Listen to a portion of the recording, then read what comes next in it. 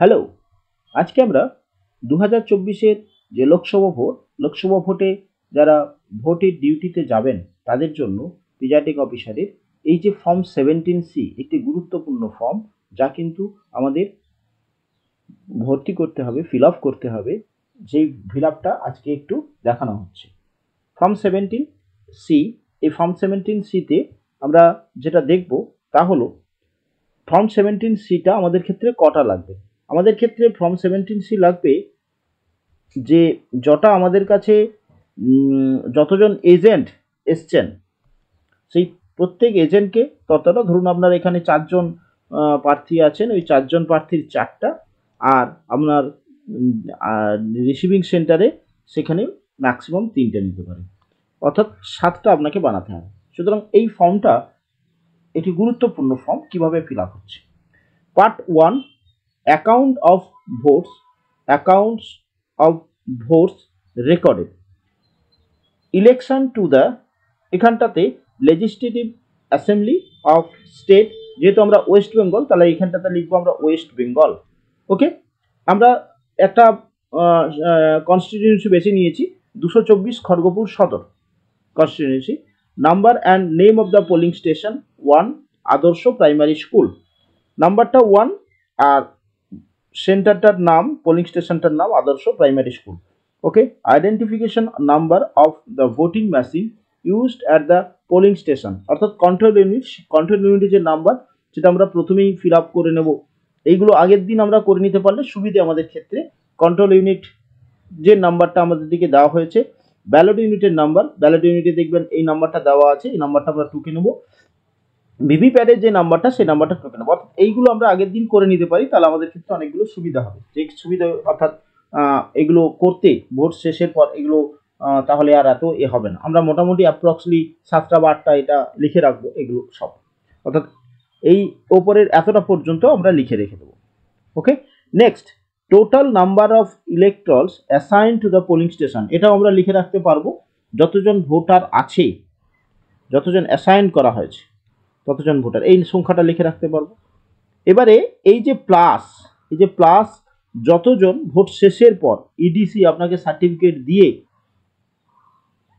Election duty certificate দিয়ে যতজন vote দিয়েছেন সেটা তো আপনার একদম ভোট শেষের পর পাবেন, তাহলে সেটা প্লাস তত করে আমরা লিখে দেবো। Total number of voters enters in the register of voters 17A অনুসারে আপনার কতজন ভোটার ভোট দিয়েছেন। Last serial number of 17A 780, এখানে আমরা ধরে নিয়েছি 780 জন ভোট দিয়েছেন। তাহলে আমাদের মোট কতজন ভোটার ওই কেন্দ্রে? 1010 জন। ইডিসি কত দিয়েছেন? 10। তাহলে অ্যাকচুয়াল ওখানে এতে কত 17A তে দেওয়া আছে? 780 জন ভোট দিয়েছেন। Okay, number of voters deciding not to record vote under rule 49O, অর্থাৎ তিনি সই করেছেন 17A তে ভোট দেবেন বলে, তারপরে তিনি ভোট দিলেন না, এরকম কতজন আছেন? এখানে আমরা ধরেছি একটা অ্যাপ্রক্স নাম্বার 1, অর্থাৎ তিনি দিতে চাইলেন না। ওকে, তাহলে একজন ভোট দিতে চাননি, সই করবার পর, আফটার সাইনিং ইন 17A তে সই করবার পর। Number of voters not allowed to vote under rule 49M, অর্থাৎ আমাদের ক্ষেত্রে দেখা গেল সে সই করেছে 17A তে সই করবার পর, ভোট দিতে গিয়ে হঠাৎ তার মধ্যে এমন কিছু আচরণ বা তিনি ভোটের প্রসিডিওরটাকে ভায়োলেন্স করলেন, তাহলে সেই যখন লোক সংখ্যার মানে আমরা এখানে ধরে নিয়েছি একজন। Okay, test voters recorded under the rule 49MAD required to deducted, অর্থাৎ এখানে একটা কথা, সেটা হচ্ছে কোনো একজন ভোটার ভোট দিতে গিয়ে ভিভিপ্যাটে বললেন যে তিনি যাকে ভোট দিয়েছেন ভিভিপ্যাট সেটাকে উল্টো শো করছে, তো তাদের জন্য সেই ক্ষেত্রে আমরা কি করব, তাকে আবার আমরা দেখব, চেক করব যে তিনি যে কথাটা বলেছেন সেটা ঠিক কিনা। এইরকম আমরা পেয়েছি দুজনকে, তিনি তার ক্ষেত্রে কি হবে, তিনি গিয়ে আবার তার 17A তে তার ওইখানটাতে লেখা থাকবে 17A তে সই করবেন তিনি, এইরকম দিয়ে আবার ভোট দেবেন। আমরা সঙ্গে থাকবো, পোলিং এজেন্টরা থাকবেন, ভোটার যারা ভোট নিতে গিয়েছেন প্রিজাইডিং অফিসার থাকবেন। টোটাল নাম্বার এখানে আমি দেখেছি দুজনকে এরকম হয়েছে, এবং সেই সময় তাকে একটা সিরিয়াল নাম্বারে, ধরুন 17A তে তিনি সিরিয়াল নাম্বারে আবার যখন ওই টেস্ট ভোট দিতে যাচ্ছেন, যখন ধরুন তার প্রথম জনের ক্ষেত্রে 320 নম্বরে তিনি আবার তার নাম লিখেছেন, যে এখানটাতে নাম লেখা হয়েছে, সাইন করেছেন, সেই সিরিয়াল নাম্বারটা কত 320। আবার কিছুক্ষণ ভোট চলার পর আবার ধরুন আরেকজন এসেছে, যে আমার ভোটটা ঠিক জায়গায় পড়ছে না, এই কথাটা বললেন। তো তার জন্য আবার 705-এ সিরিয়াল নাম্বার 17 এতে দেখা গেল 705-এ তিনি করেছেন। এরকম দুজনকে পাওয়া গেছে।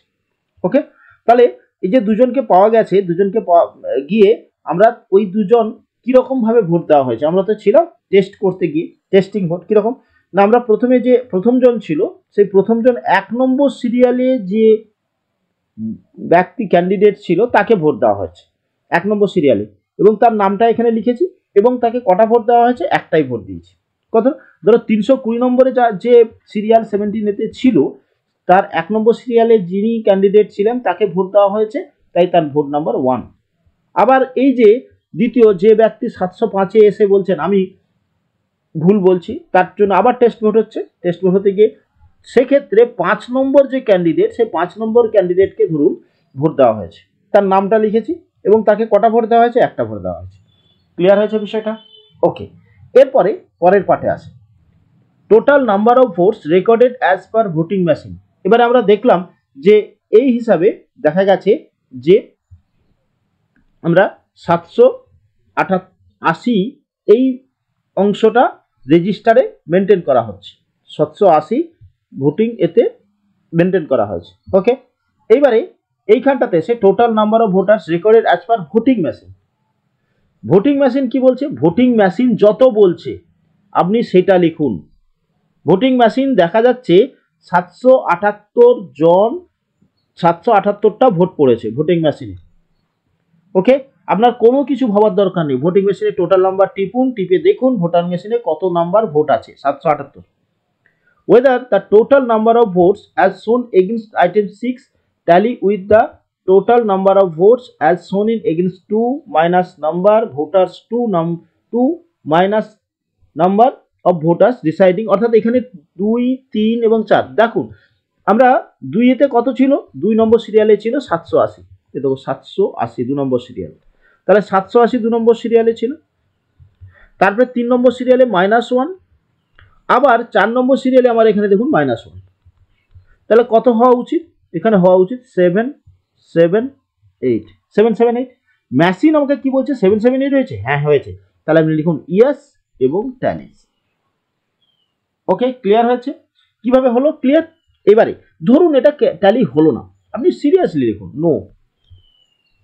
Number of voters to whom tenders ballot paper issued under the rule 49P, 3 জন, এক্ষেত্রে 3 জন আমাদের ক্ষেত্রে এরকম টেন্ডার ভোটার আছে। টেন্ডার ব্যালট কখন ইস্যু করা হয়, দেখা গেল যে একজন ভোট দিতে এসেছেন, এসে দেখলেন যে তার ভোটটি অলরেডি হয়ে গেছে, তিনি বলেন আমি তো ভোট দিইনি। তো তার ভোটটা যখন হয়ে যাবে তাকে আরেকবার ভেরিফাই করা হবে না, আপনার ভোট তো হয়ে গেছে, আপনার ভোট আর দেওয়া যাবে না। তখন কি হচ্ছে, তাকে একটা ব্যালট পেপার ইস্যু করা হচ্ছে, টেন্ডার ব্যালট পেপার। ধরুন আমাকে টেন্ডার ব্যালট পেপার 20টা দেওয়া হয়েছে, আমি 3টে টেন্ডার ব্যালট পেপারে ভোট হয়েছে আপনার, তাহলে কীরকম হবে, number of tender ballot paper total 20টা দেওয়া হয়েছে, সিরিয়াল নাম্বার 1 থেকে 20, সিরিয়াল নাম্বার 1 থেকে 20। আচ্ছা, ইস্যুড, আপনি কত ইস্যুড করবেন, ইস্যুড হবে সবসময় পেছন দিক থেকে, প্রথমে আমি 20টাকে ইস্যু করেছিলাম, তারপরে 19কে ইস্যু করেছিলাম, তারপরে 18কে ইস্যু করেছি, অর্থাৎ ব্যাক থেকে পেছন থেকে সিরিয়াল নাম্বার একদম শেষ ব্যালট থেকে আমরা ইস্যু করে যাব। তাহলে আমাদের ক্ষেত্রে 20টা দেওয়া হয়েছিল, 3টে খরচ হয়েছে, 17টা বাকি থাকছে, 20 বিযুক্ত 3 সমান 17, তাহলে থাকছে কত, 1 থেকে 17 পড়ে থাকছে। ওকে, অ্যাকাউন্টস অফ পেপার সিল, দেখুন আপনার পেপার সিল আমাদের ক্ষেত্রে লাগবে, পেপার সিল কটা লাগছে, পেপার সিল লাগছে 3টে, ধরুন আপনাকে দিয়েছে, যার মধ্যে যটা লাগছে গ্রিন পেপার সিল একটা, ঠিক আছে। পেপার সিল রিটার্ন যতটা হচ্ছে, আপনি কোনো ড্যামেজ করেছেন, 4 নম্বর হচ্ছে damage paper seal if any, না নীল লিখে দিয়েছেন।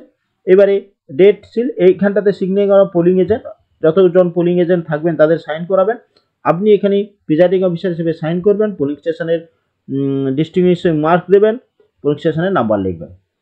ক্লিয়ার? এরকম আপনাকে মিনিমাম 4 + 3 7 8 8টা করতে হবে। ওকে, ঠিক আছে, আশা করি ক্লিয়ার করানো গেছে। Thank you.